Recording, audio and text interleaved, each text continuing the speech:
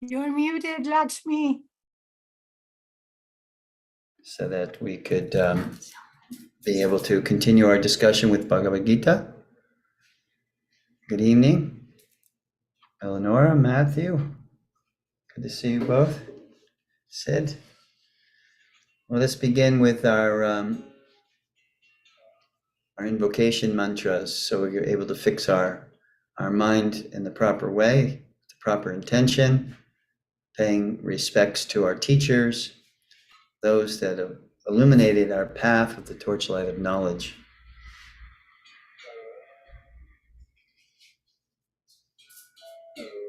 Om Jnana Timirandasya Jnana Shalakaya Chakshuro Militam Jena Tasmai Sri Guruve Namaha Tasmai Sri Guruve Namaha Chaitanya Mano Bhishtam Stapitam Jena Bhutale Swayam Rupa Kadamayam Dadati Swa Padantikam Maom Vishnu Padaya Krishna Prestaya Bhutale Srimate Bhakti Vedanta Swami Niti Namine Namaste Saraswati Deve Gauravani Pracharine Nirvishesha Shunyavadi Astitadeshotarine Sri Krishna Chaitanya Prabhu Nityananda Sri Advaita Gadadhar Shivasadi Gaura Bhakta Vrinda Hare Krishna Hare Krishna Krishna Krishna Hare Hare Hare Rama Hare Rama Rama Rama Hare Hare.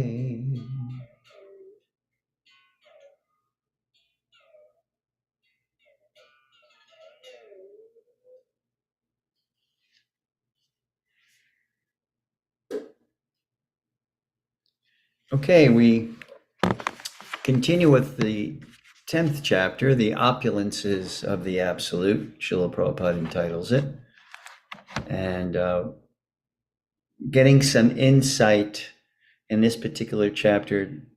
As we discussed before, the Chatur Shloki, or like the heart of the Gita, is contained within this chapter, and we've already gone over verses 8 through 11. And Krishna is giving us, he's asked us in the 9th chapter, at the end of the 9th chapter, Manmana Bhava Mad Bhakto Madhyaji Mam Namaskuru, always think of me. And when you think about that, how do you always think of, how do you always remain connected? I mean, we have so many things on our plate, family life, children, work, responsibilities, etc., etc. So that's a tall task. So here in this 10th chapter, Krishna gives us various ways that we can connect with him. Different categories that he talks about, ways that we can connect in. First, he says through cosmic forces. So example is time is among the driving forces.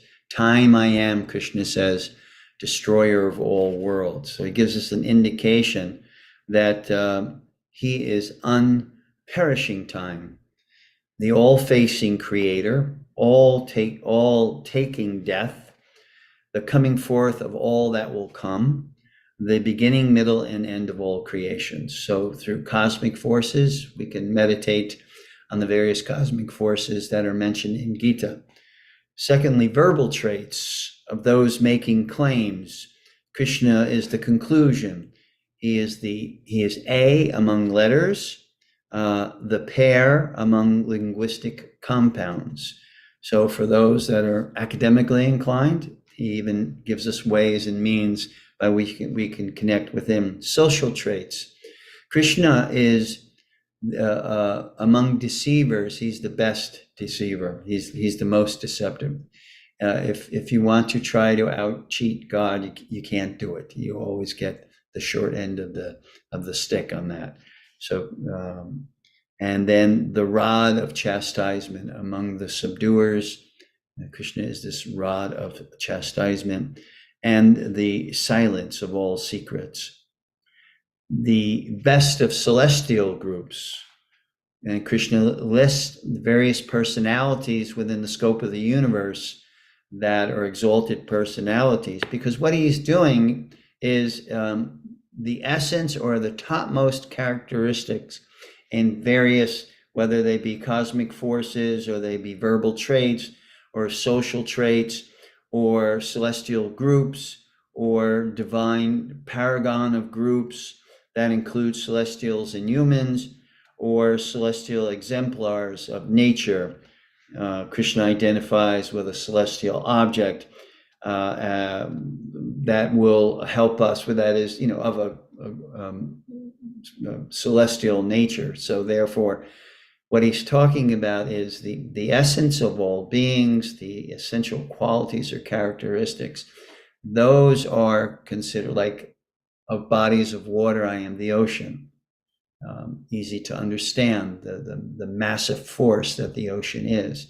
So Krishna is saying of the bodies of water, of aquatics, I am the shark, and different very powerful entities within the scope of our universe that we can relate to as being, having powerful presentation. And he also quotes, says different priests and sage of Brihaspati. He's the priest of Indra, the demigod of the celestial planets. He says, I'm Bhrigu Muni. Bhrigu Muni is a son, one of the sons of Brahma, and he is considered one of the wisest of the sages.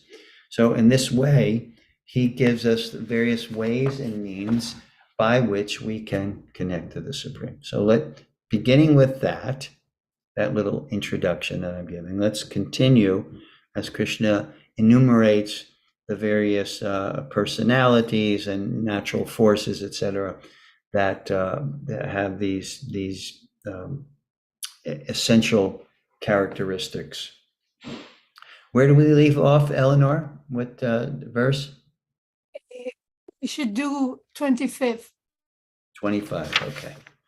So I think we should conclude this chapter this evening, which is then will lead us into the 11th chapter, the universal form chapter, which is further giving us food for meditation on the Supreme. So 25 in chapter 10, of the great sages, I am Bhrigu. Of vibrations, I am the transcendental Om. Of sacrifices, I am the chanting of the holy names, japa. And of immovable things, I am the Himalayas. So japa is the simplest, yet in this day and age of Kali Yuga, it is considered the most powerful form of sacrifice. Yajnanam japa yagnasmi. Of sacrifices, I am the chanting of the holy names.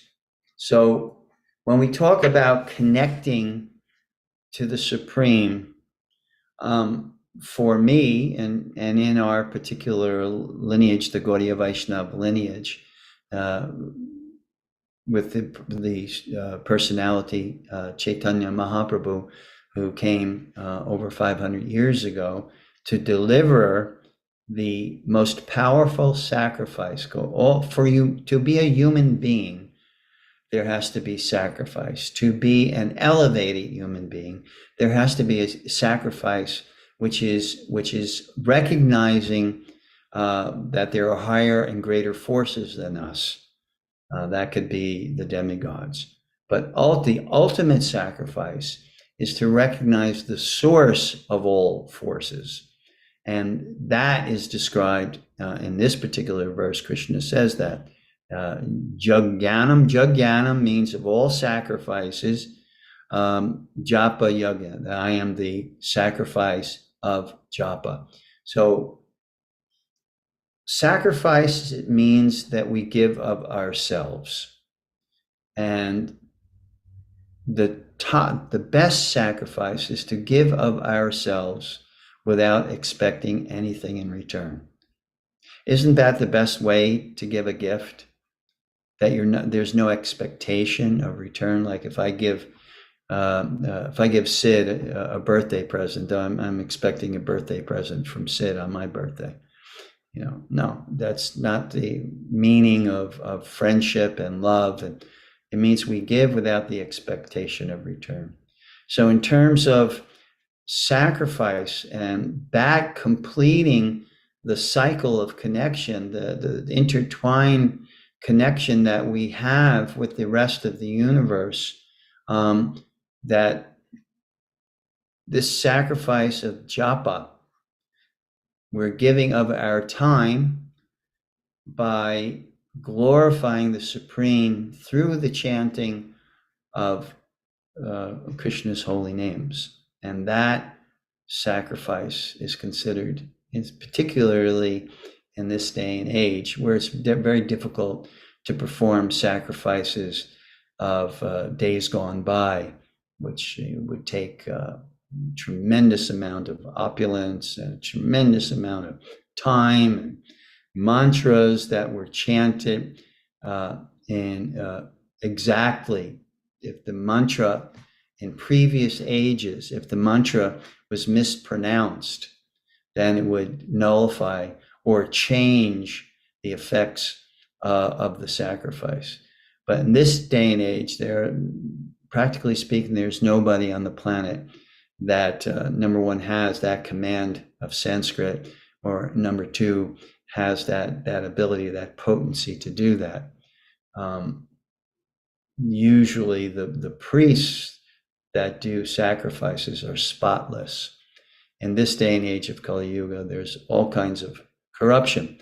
That's why when Chaitanya Mahaprabhu came 500 years ago, knowing the nature of this age of Kali Yuga being an age of quarrel, an age of hypocrisy, an age of deceit, an age of crime and corruption, basically on all levels. And we could see that, just objectively speaking, we can look at the nature of politics in this age, the religions and institutionalized religions, and how they accumulate large sums of wealth and property, etc.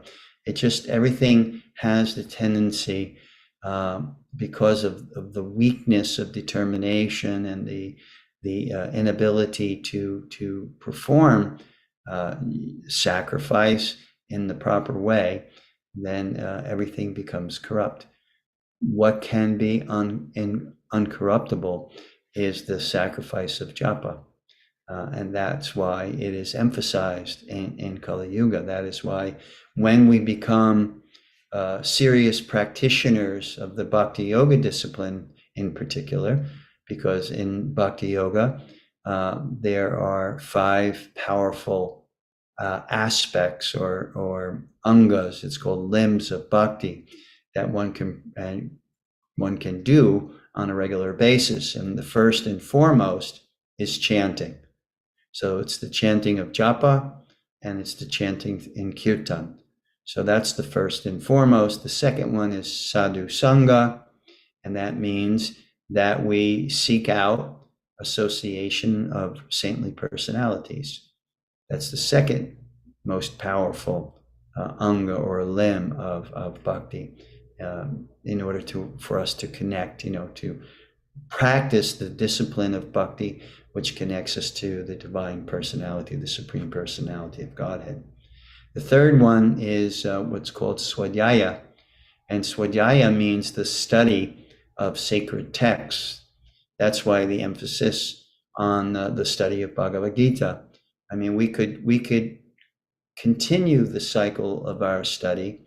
What I'm thinking is when we finish Bhagavad Gita, maybe we'll move on to another text. I was thinking maybe the Sri Ishopanishad, one of the Upanishads that is very bhakti oriented.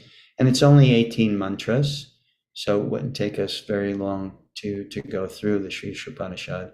And it's really strong in setting a foundation of understanding and connection with the Supreme.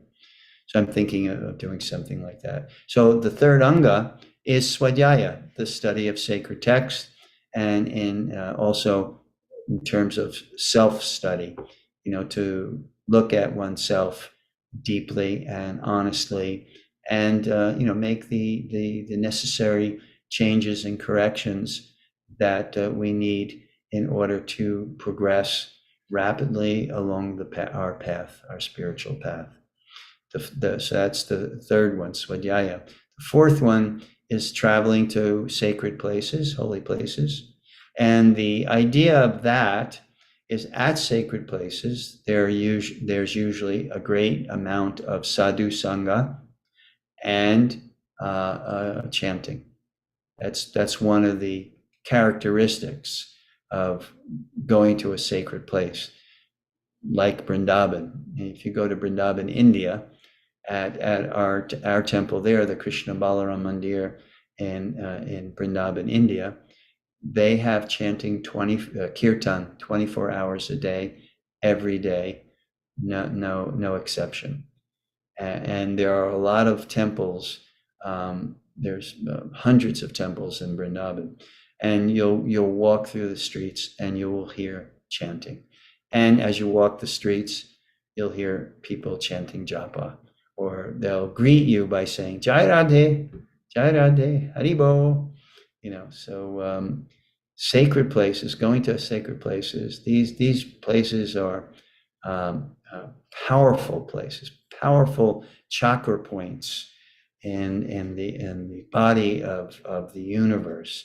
So going there always rejuvenates or inspires one on the path. Like I said, because there is not only the fact that place, for instance, in Vrindavan's case, that's where Krishna appeared, and that's where Krishna performed many of his pastimes. So it has that power, that potency of being the place that God descends and acts and interacts. But it also now, besides having that potency, it has the presence of the powerful angas of bhakti, chanting, sadhu sangha, association of saintly personalities, swadhyaya, the recitation of sacred text, the recitation and study of sacred text, tirtha, the various holy places that you can, within the context of Vrindavan, there are many different holy places that you can go to, Radha Kund, Govardhan, etc. And then the fifth one is the various rituals in the bhakti tradition, the bhakti yoga tradition. And the one which is first and foremost is deity worship. The deities are important in terms of our bhakti practice because it gives us a way to cultivate service. When we say the definition of bhakti yoga is devotional service, in the Garuda Purana and other places in the various sacred texts, it defines bhakti yoga as devotional service. And what that means is it's cultivating the devotional mindset. Devotion meaning devotion to the Supreme Personality of Godhead. So if we want to do that, how do you cultivate that devotion, that intense desire within the heart? And one of the ways, one of the five angas, the five most powerful angas of bhakti, is in respect to deities, deity of Krishna and Radha and Chaitanya Mahaprabhu, Lord Nityananda, the various forms of Krishna like Jagannath, and all these deity forms gives us the opportunity, even we may not be qualified, we may not be very advanced in the process of bhakti, it gives us an ability to cultivate the service mentality to the form of the Lord. And one may say, well, they're just statues. You know, what potency or what connective ability does a statue have? Well, when the great sages of the past and the present talk about deities, they definitely do not use the word statue, but they use the word as the form of the Supreme, the divine form, like the name of the divine is non-different than that personality. So the form of Radha and Krishna, which is very specific, it's not that Krishna's form is made up. When Krishna was present on the planet, shortly thereafter, his grandson or great-grandson, he made the endeavor to have the deity form of Krishna carved. So he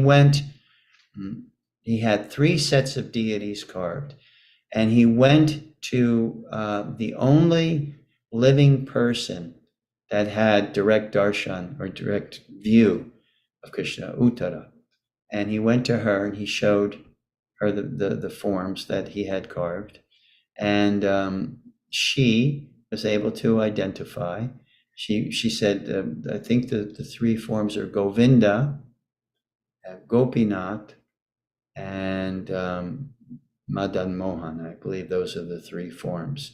And they still exist on the planet today.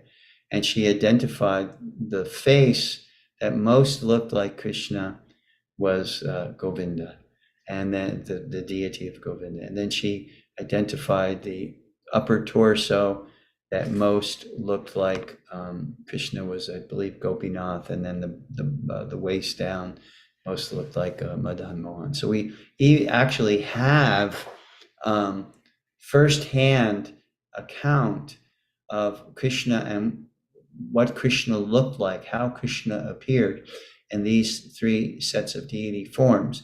And many of the deities of Krishna have evolved or have come from these primal deity forms that were carved right after Krishna departed from this planet. So the deity form is accepted by Krishna to give us the opportunity to serve and cultivate a service mindset. So like in my house, we have deities, and our particular way that we serve our deities is everything that we cook or eat is first offered to our deities. And we regularly do kirtan for the pleasure of the deities. And when we are doing our japa meditation, we have the deities there. So it gives us a visual opportunity, a visual connection. So in the chanting, you have the audio connection. You can connect through the ears. And with the deity form, that's one of the 5 angas, the chanting. we're able to connect through our ears. Hearing is a very powerful force in terms of helping to form consciousness. So, through the chanting, we're hearing, and that's helping our consciousness to remember the Supreme. And when we are in association, sadhu sangha, there's a couple of things that come out of sadhu sangha. First off, we're hearing knowledge. We're hearing the wisdom, sacred wisdom. And the more knowledge that we have, the more we're able to combat our desires, which are separate, have separate interests than connection with the Supreme. So knowledge helps us to bring focus into our life and our understanding, and give and serve as inspiration. So that hearing of the wisdom coming from saintly association is very important. And another thing we see with the association of a saintly person, you could see by their example. That's one of the things that qualifies him or her as a saintly personality, that they're walking the walk, not just talking the talk. You have a lot of people over the course of time, who have become popularized as spiritual leaders, and then at some point you find out that they're having affairs with their students, or they're accumulating vast amounts of wealth, hundreds of fancy cars or villas or things like that, and then eventually you find out that they have ulterior motives other than your benefit in mind. So when we find someone that not only speaks words of wisdom that serve to inspire and connect us, but we see by their example, their living example, that they are inspirational in that way, that they don't necessarily even have to be in the renounced order. They can be, householders with children and jobs, but you see that the way they have structured their life is a life which is in constant connection with the Supreme. And even their daily responsibilities, like work and family, etc., they see that as duty, their duty, which is an offering to the Supreme. Arjuna had the erroneous perspective that if I do my duty as a warrior, Kshatriya, I'm really going to be commit a lot of mistakes, a lot of sinful activities. And Krishna immediately straightened him out when Arjuna finally turned to Krishna for knowledge. He was confused about his duty, and Krishna immediately, that was the first thing Krishna said. You giving up your duty as a warrior is not going to help you at all. Rather, you fulfilling your duty, whatever it may be, and just change the consciousness by which you approach it. I'm doing my work, my family responsibilities, my societal responsibilities. This is my offering. This is my responsibility, my duty, and thus it is my offering. And Krishna told Arjuna, that is the way you make advancement. That was the revolutionary thing about the Bhagavad Gita. The Bhagavad Gita did not propound renunciation in order to make advancement, but just consciousness.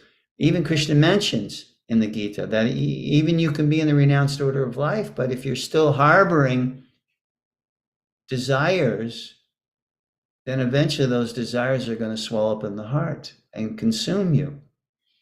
I like this story. I don't think it's a Vaishnava story. I think it more or less comes from the Buddhist tradition, but I think it's relevant to what I'm speaking about right now.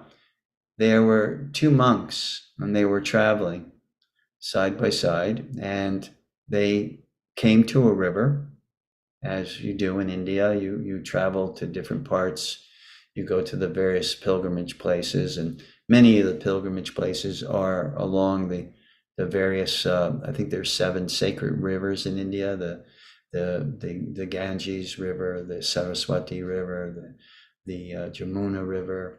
There are various sacred rivers there. So they came to one river, and they're at this particular point in the river, it was shallow, so they could walk across it. And finally, just before they entered into the river to cross it, a young woman comes up and she says, "Oh, dear, kind sir, please help me. I cannot get across the river. I need help. Would one of you be so kind to do it?" The first monk, because they were both celibate monks, he just, no way. I'm sorry, you're a woman. I can't touch you. Can't think about you. The second one said, "Okay, you can just hop on my back." So the woman, hops on his back, and he carries her across the river. And then at the other side of the river, he lets her down. And she says, thank you, dear monk. Thank you for helping me out. And she goes her way. The two monks continue on their journey. And for a good period of time, there's silence between the two. And finally, the one who refused to give the woman a ride on his back to carry her across, he stops and he says, "I can't believe you did that." And the other monk who carried the woman across, he said, "Did what?" He said, "Did what?" He said, "You're a monk. You're a celibate monk. And you took a young woman and you carried her. You had her on your back close to you. We're not supposed to do that. We're monks." The other monk looked at him. He said, "Okay." He said, "I carried the woman across the river and then I let her go. You've been carrying her the whole time." So that's what, renunciation is not meant to do that. It's not meant to, just to externally give up, but internally you're harboring desires. So when we are embarking on our path, then to know what our honest situation is and to live accordingly or according to it, with the idea of whatever I'm doing, yat karoshi, yat ashnasi, yat jehosi, dadasi, yat, all that I do, all that I give away, all that I offer in charity, all sacrifices that I perform, etc., all austerities that I may perform, I'm doing that as my offering. And therefore, internally, it becomes real for us. Whereas when we artificially renounce, and externally we may make a show, but if internally we're harboring, just like the one monk, he didn't want to touch the woman because he was a monk, but yet he's thinking about it the whole time. So the other monk, on the other hand, he did his service out of the kindness of his heart, and then he let it go. He didn't carry her within his mind. So this is important. So yes. And immovable things, I am the Himalayas, or there's nothing more daunting. If you've ever been to the Himalayas, it's just absolutely breathtaking. The powerful presence of the Himalayas, and here Krishna says that of immovable things, I am the Himalayas. 26, of all trees, I am the banyan tree, and of the sages amongst the demigods, I am Narada.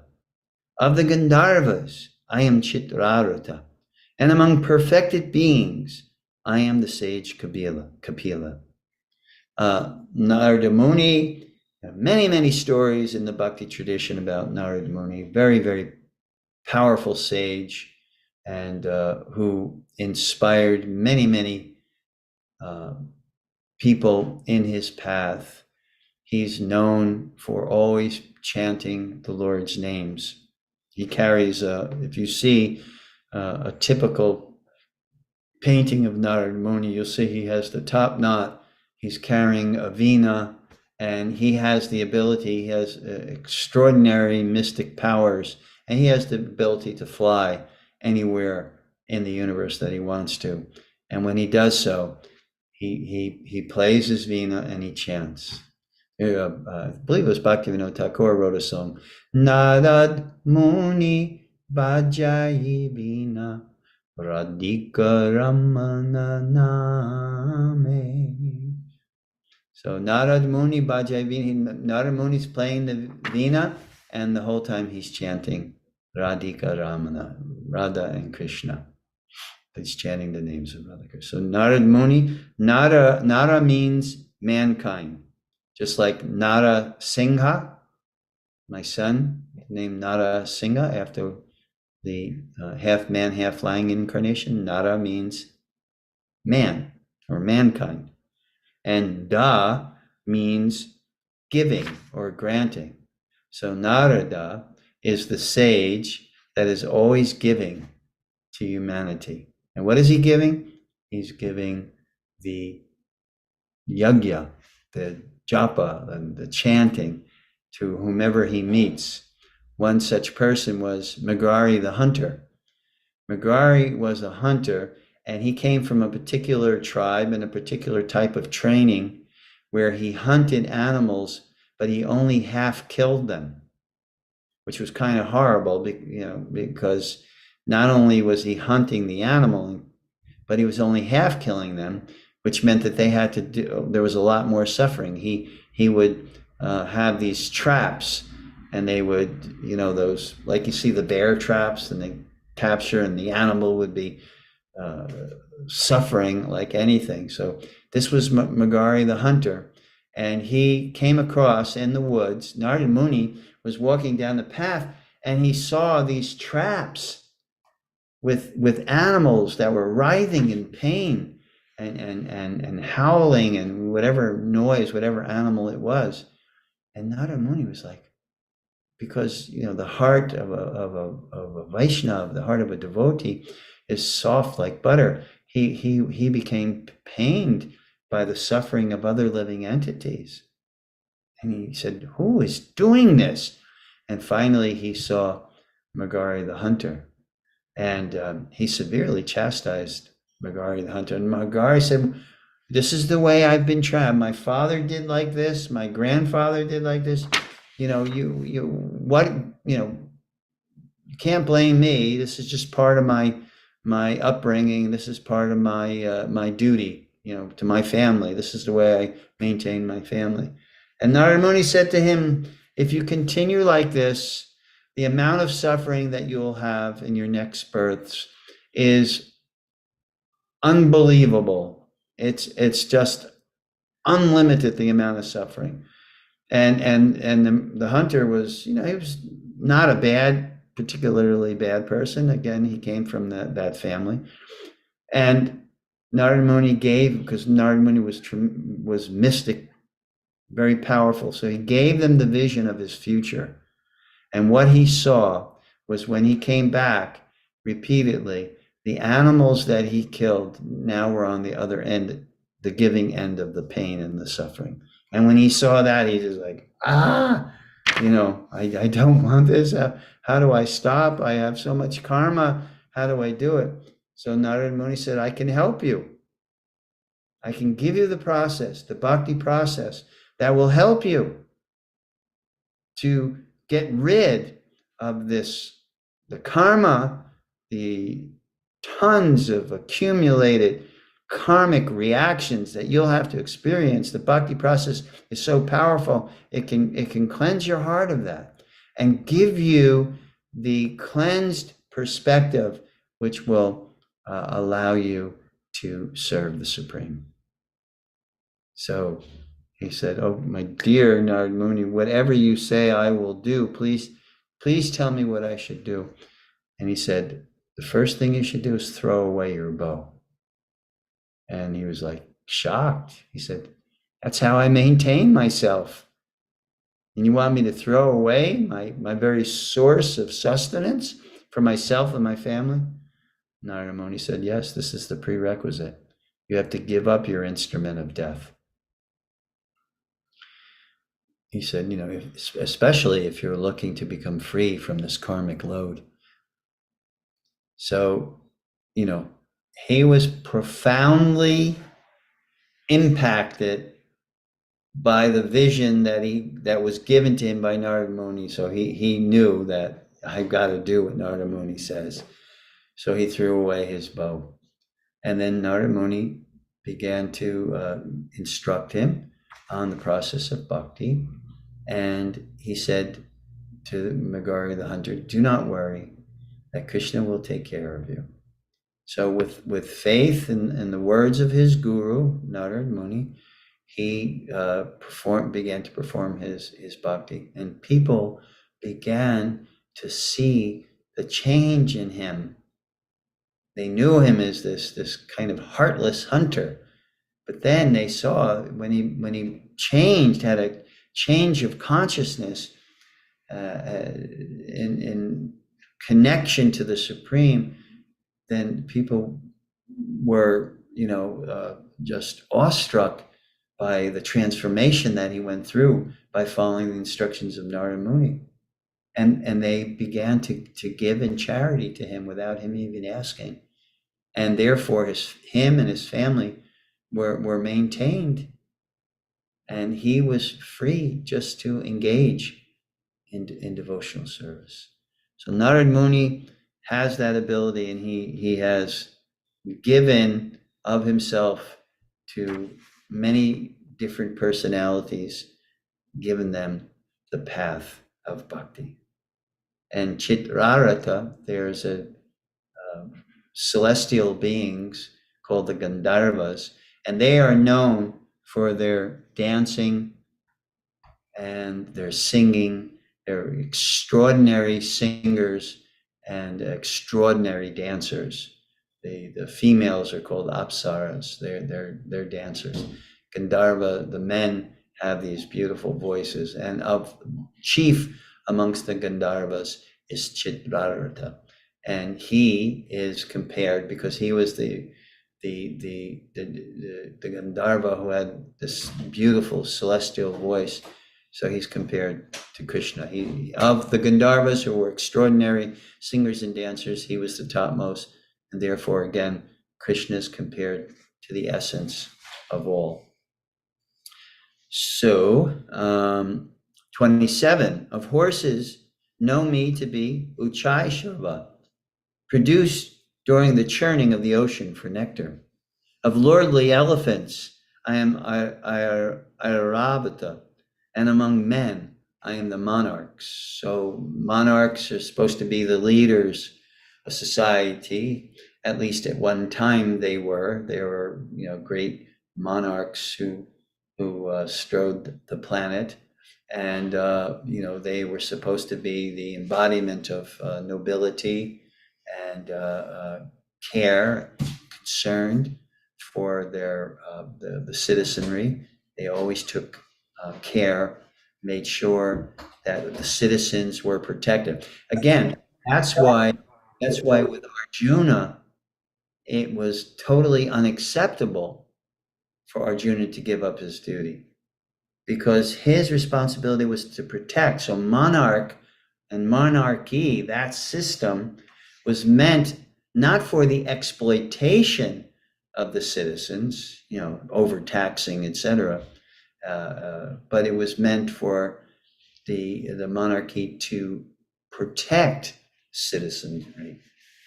That even if the citizens under a particular king gave in taxes, they received a great deal of benefit in return. Many people nowadays, in particular, they complain they're taxed, and what do they get in return? They get a broken school system, and the infrastructure is crumbling faster than it's being able to maintain, and all these things that our tax dollars go into, and people are not seeing the result. But the duty of a king, according to the Vedic perspective, is to make sure citizenry is taken care of very, very nicely, and they have no needs. I mean, even the weather is affected by proper leadership.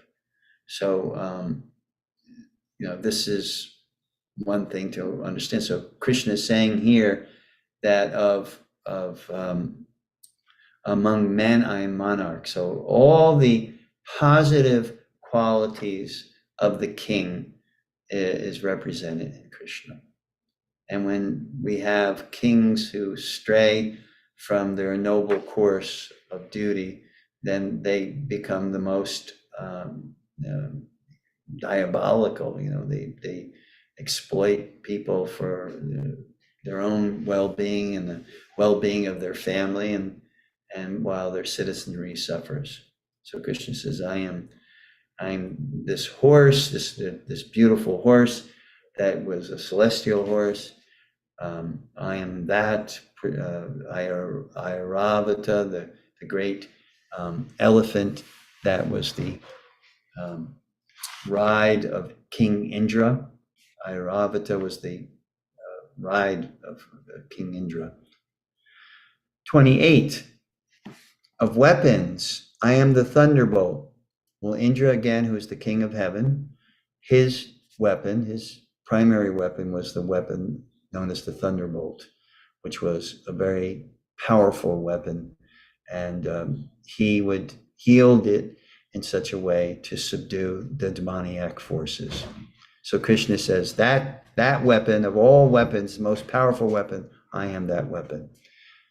Among cows, I am Surabi, the Surabi. Surabi cow is a celestial cow that produces all beautiful milk and milk products.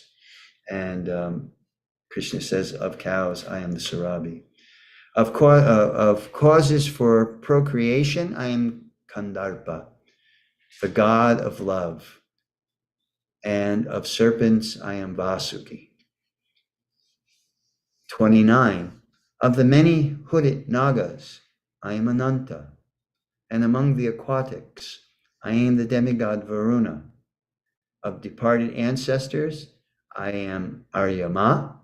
And among the dispensers of law, I am Yamaraj, the Lord of Death. I told that story. This one young man wanted to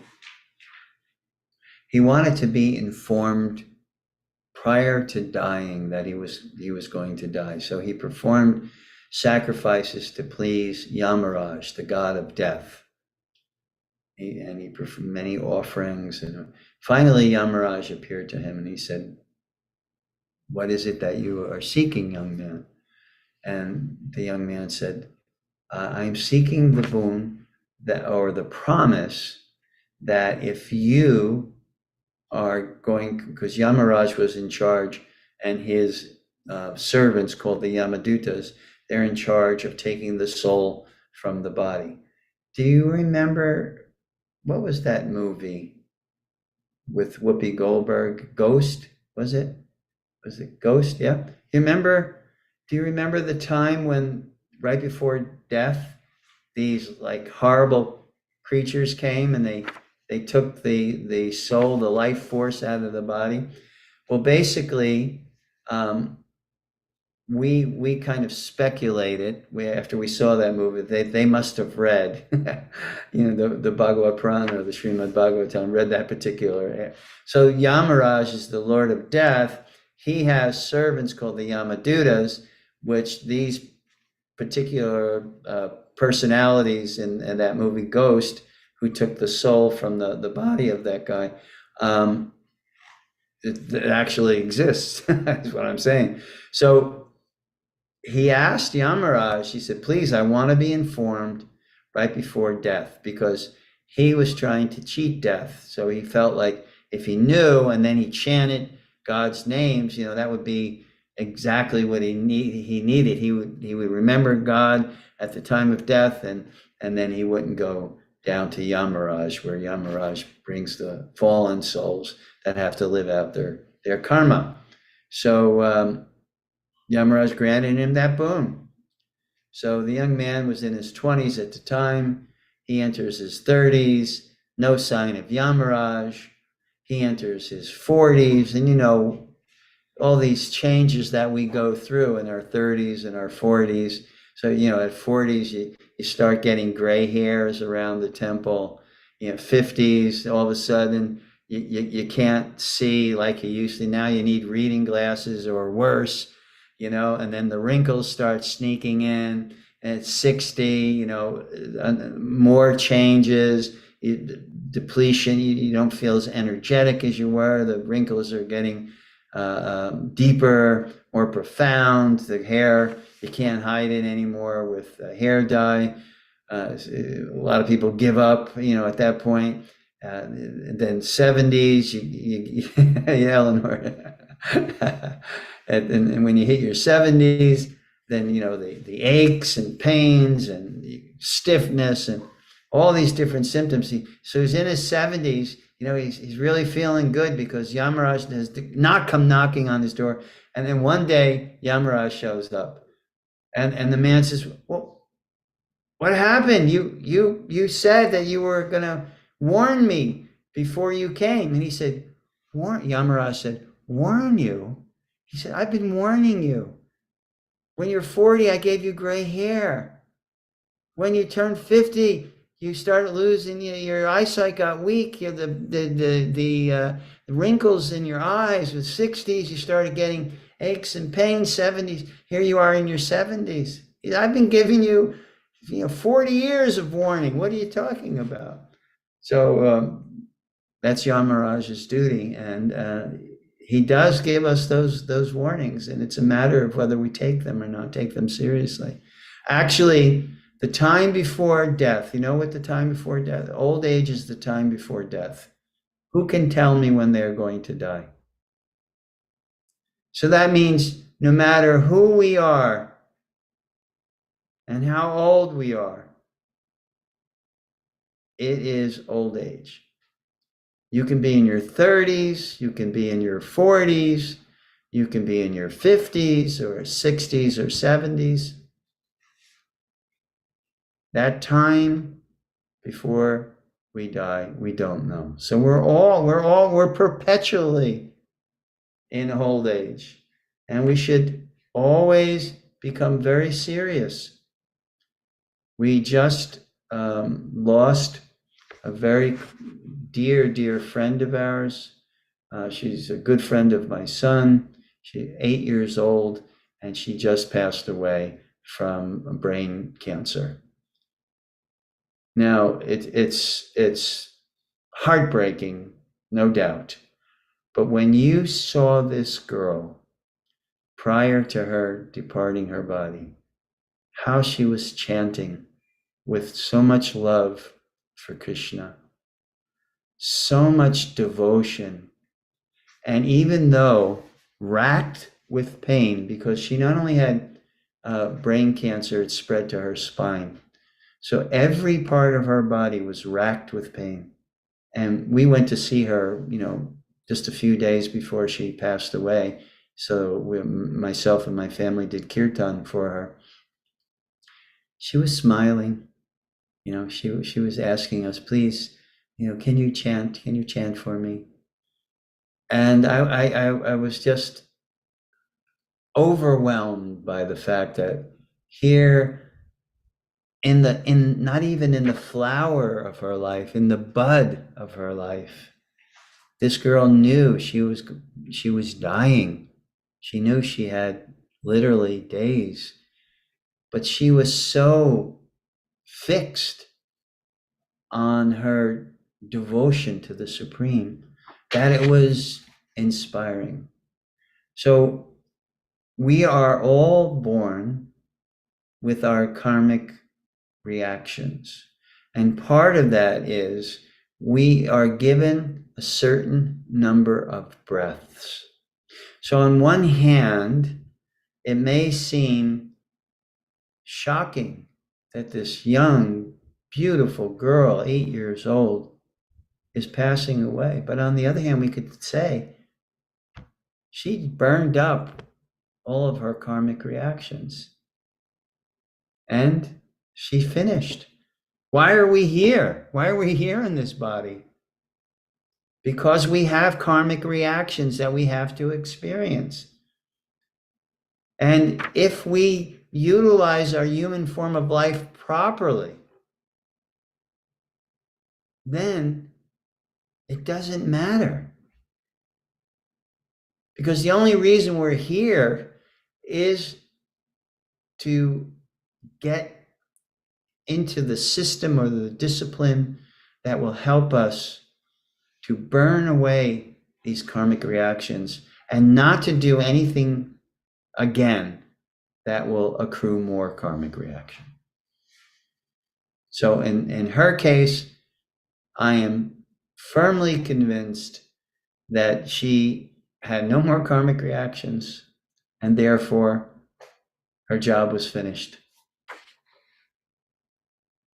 So we should meditate on what we have now in terms of the life that we have left and how to use it. Because Krishna is very kind, that even if, we spend 50, 60 years squandering our energy for gratification of the senses, that if we make amends, then there's no problem. We can go back home, back to God, and we can remember, we can become fixed, purified consciousness, and go back to God.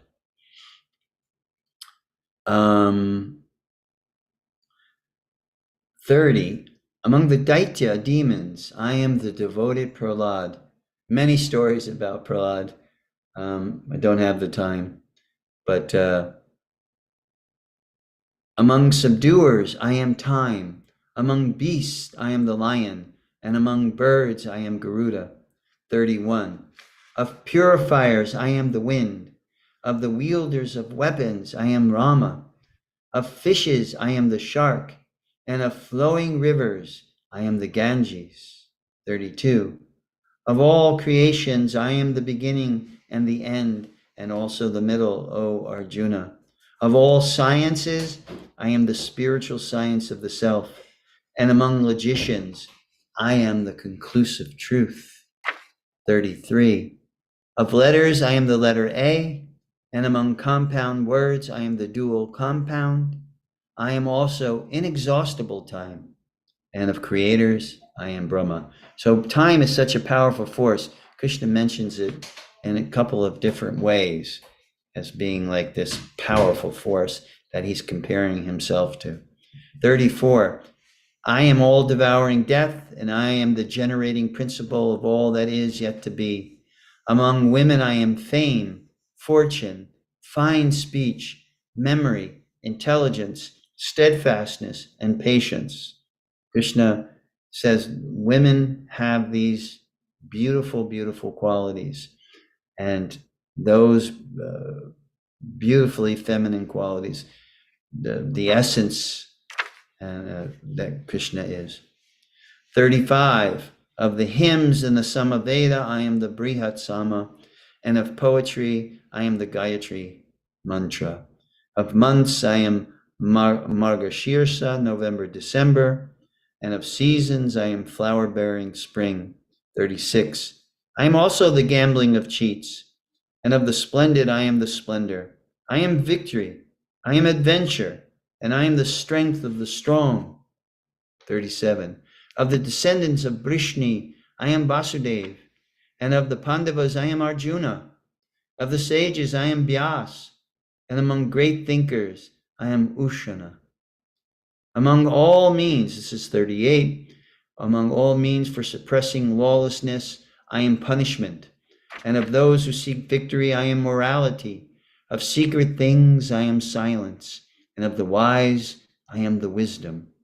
39. Furthermore, O Arjuna, I am the generating seed of all existences. There is no being, moving or non-moving, that can exist without me. 40. O mighty conqueror of enemies, there is no end to my divine manifestations. What I have spoken to you is but a mere indication of my infinite opulences. 41. Know that all opulent, beautiful, and glorious creations spring from but a spark of my splendor. 42. But what need is there, O Arjuna, for all this detailed knowledge? With a single fragment of myself, I pervade and support the entire universe. And then that was the end of chapter 10. So we'll begin our next class, and a reminder, the class will be again on Tuesday, because next week is Krishna Janmashtami. Next Wednesday, we'll be celebrating that. Here at my home, we'll be having a nice event. And Irina, you're invited. I don't know if you're. Thank you. Hare Krishna, I would love to participate. Yes. Actually, I have a question Yes, go ahead, shoot. about today class. You mentioned that we all human, we have specific amount of breath. Yes. And I have a question in pranayama, in Hatha Yoga, especially pranayama, it is a kumbhaka. So you, on inhale, you hold your breath. So it's going to change karma if you kind of safe, breathe in and breathe out. There are histories of yogis who practiced the pranayama, became expert at pranayama, and they can prolong their life. They can't change their karma unless, as a practicing yogi, they are also in the process of meditation, because according to Patanjali in the Yoga Sutras, it's yama niyama. Without practicing yama niyama, you're not really doing yoga. Then asana and pranayama, and these are the four kind of external aspects of the eightfold system that Patanjali talks about. Fifth one is pratyahara. So pratyahara is when you start going within, and the deep cleansing process. Now you're going in for meditation. And what are you meditating on? According to the Yoga Sutras, one of the most prominent things to meditate on is Ishvara Pranidhana, and that is the supreme controller. So pratyahara, withdrawing the senses within, then dharana, And moksha. concentration, contemplation, then dhyana, meditation, and ultimately samadhi. So if the process is followed, then we enter into samadhi on the supreme. There's purification that's then the karmic reactions begin to burn when we have that connection with the supreme. Not just in the perform. You can extend your life, because if you like you just noted there very astutely, you noted that if I hold my breath, so yogis were able to do that, and they can prolong their lives. But that's not really our goal. Our goal is not to prolong our lives, but our goal is to fix our mind on the supreme. So when death does finally come, we're able to connect at that critical juncture, because it's the mind at that point which propels us towards our destination. So one of the things of pranayama is to help to control the mind, right? Thank you. Yeah. Thank you for the question. Very good, nice question. Actually, one more thing. Yes. Today in the lecture, I heard like in Kali Yuga, Patanjali Ashtanga Yoga, it's not working. It's for different yugas, for Exactly.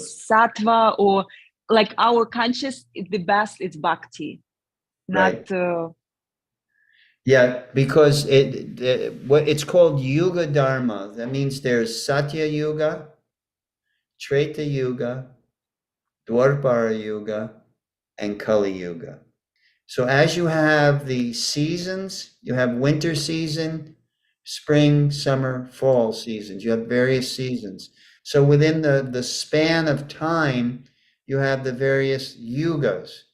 Now, Satya Yuga was it was a time that was most conducive for spiritual advancement, and therefore meditation was the Yuga Dharma. But then as time wore on, it moved into Treta Yuga. In Satya Yuga, 100% of the people could fix their minds in meditation. They had that ability. Treta Yuga, only 75%.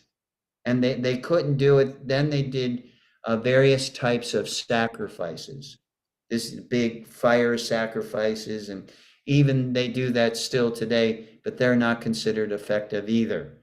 So the meditation, the Patanjalian meditation, form meditation, is very, very few, if any, can do that and fix themselves into samadhi. Treta Yuga, the sacrifices with the chanting of the Sanskrit mantras and all that. There are no Brahmins that have that ability anymore, or that purity. And if there are, they're very, very few, and we don't know who they are or where they are. The next yuga is Dwapara Yuga, and that's the yuga of deity worship. That was the Yuga Dharma. If you wanted to approach God, it was through worshiping the deity. But when we come to Kali Yuga is like the winter of the time seasons. We don't have the ability to properly perform meditation, the performance or execution of sacrifices, or even to do deity worship very nicely. So that way, Dharmam tu shakshat bhagavat pranitam means that the Dharma, or the duty of the age, is directly given by the Lord. So that's why Chaitanya Mahaprabhu is so important to us, because he delivered the Yuga Dharma for everyone.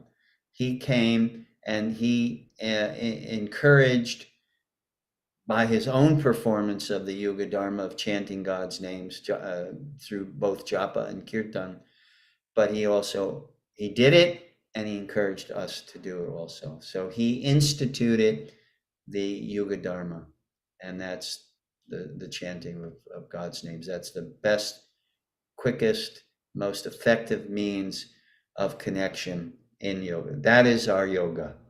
That is our connection.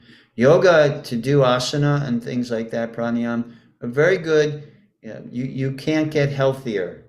They're very good in terms of maintaining the body properly. So that's fine. And pranayam helps to control the mind, calm the mind down. That's also, my wife she did research fellowship in pulmonary critical care. And the project that she brought to the table was pranayam as an effective means of dealing with COPD. It's a lung disease, because in Puerto Rico, where she was doing the research, health insurance didn't cover certain things for people who are afflicted with COPD. What is it? COPD, pulmonary disorder. She could tell me. Chronic obstructive pulmonary disorders. Thank you. Chronic obstructive pulmonary disorder. So when someone gets COPD, they have a very difficult time breathing.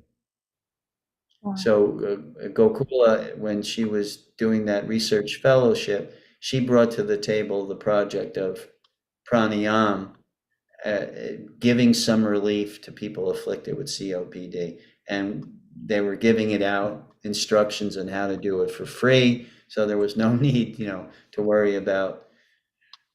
So my point is pranayam, asana have their value, but in the age of Kali, when we look for the ultimate goal of connecting with the Supreme through love, through the loving process, then there's no better way, there's no better means, the yoga dharma and chanting of the holy names.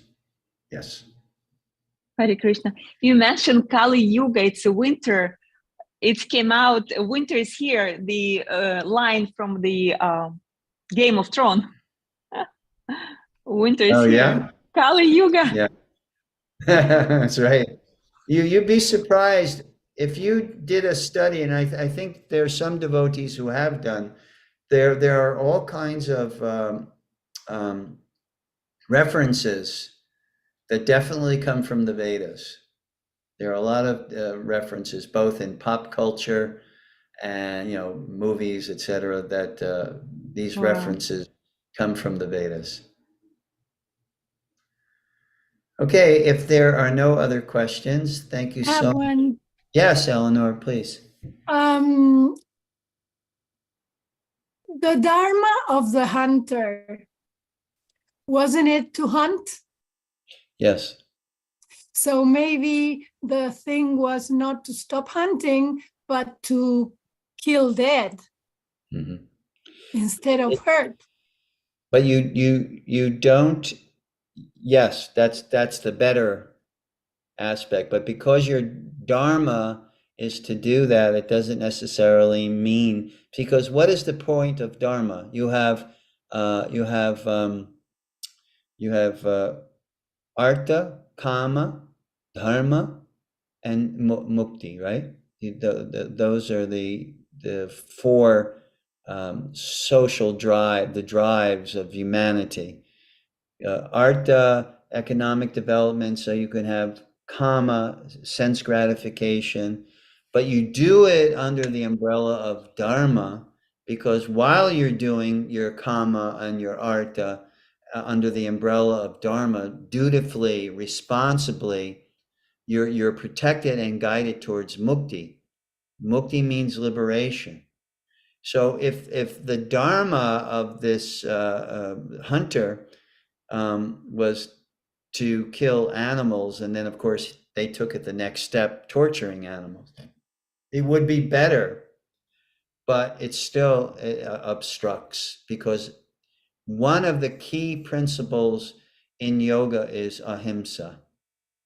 One has to come to that point of nonviolence. But then this life that we are leading here is very difficult, because most jobs are not correct dharmically. Yeah, most jobs are obstructing consciousness, purity, or therefore, what happens is when you begin your path, if you remember, I said there's purification and education, and that leads ultimately to transformation. So when you begin your path, you are progressing towards first a sattvic mind. And a sattvic mind will now, because we see, like in the world of financing, and Matt, you can, because you're involved in those kinds of worlds, there is conscious investment now, right? There is a whole movement of conscious investment. So it's not that you're stopping, if that's your dharma, your financial, and you want to invest, but now the movement is towards investments that benefit the world rather than cause further destruction of the world. So that's what happens when people begin the transformation, when they put into their lives a greater degree of sattvic activities. In other words, you become vegetarian, that's more sattvic. And a type of vegetarian, which kind of eliminates rajasic types of food, even within vegetarian, that all has effects on consciousness. What kind of sound vibration you put yourself in contact with, the kind of people that you associate with. This all will lead you to a greater degree, infusing your life with a greater degree of sattvic. So what happens when that transformation takes place? Usually people change jobs or make adjustments, like this whole movement of holistic investments. And you'll see in real estate development, and you'll see people who have some contact with sattva-gun. They now are trying to figure out how you can do it in a way that's beneficial to humanity, not destroying humanity, not polluting, contaminating the oceans and the soil and the air and the water. But how do we make it better? There's a great movement towards water, to focus on water, providing pure drinking water, keeping water free from contamination, etc. There's a whole industry just on that, and trying to help people in various places. Like, I think it was in South America. I remember I was substitute teaching for a science class, and there was a movie they had play, a documentary on this group that was trying to provide pure drinking water for villages in South America that they were cut off from water because corporations bought up the land rights to the water, and then they started charging exorbitant amounts of money to these poor people. So that's you can imagine. So that's the difference of getting involved in water from a demoniac perspective. Okay, I buy the rights of the water, and then I charge people money, and if they can't have it, they don't get the water. And then the other dimension of it, a more sattvic approach, is how do we put into effect where people can get pure water, either through grants, or however we may be able to do it.